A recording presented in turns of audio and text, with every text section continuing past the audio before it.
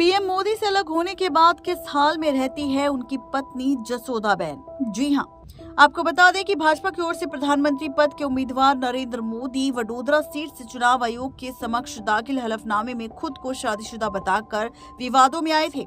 पहली बार मोदी ने आधिकारिक तौर पर यह स्वीकार किया था कि जसोदाबेन उनकी पत्नी है। मोदी अभी तक पत्नी के बारे में जानकारी देने वाले कॉलम को हमेशा खाली छोड़ देते थे।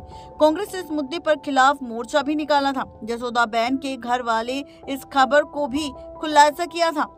हलफनामे में पत्नी का नाम लिखा नरेंद्र मोदी ने हलफनामे में पत्नी का नाम लिखा भारतीय जनता पार्टी भाजपा नरेंद्र मोदी पद के उम्मीदवार पहली बार सार्वजनिक रूप से सामने आए और उन्होंने खुलासा किया कि वो शादीशुदा है और इस पर उन्होंने पत्नी के नाम पर जसोदाबेन लिखा।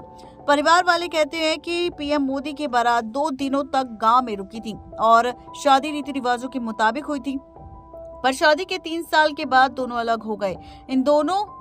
इन दिनों जसोदाबेन का रिटायर्ड स्कूल टीचर की जिंदगी बसर कर रही है और ऊंझा में अपने छोटे भाई अशोक के साथ रहती है।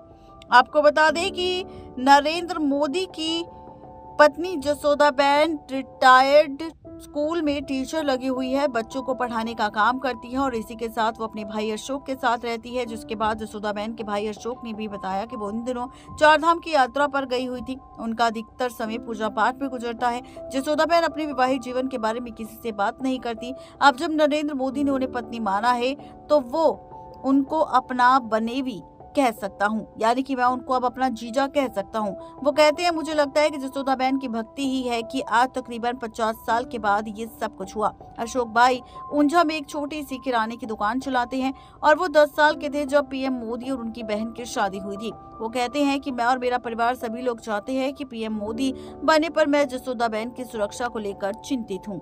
नेक्स्ट 9 लाइव की रिपोर्ट।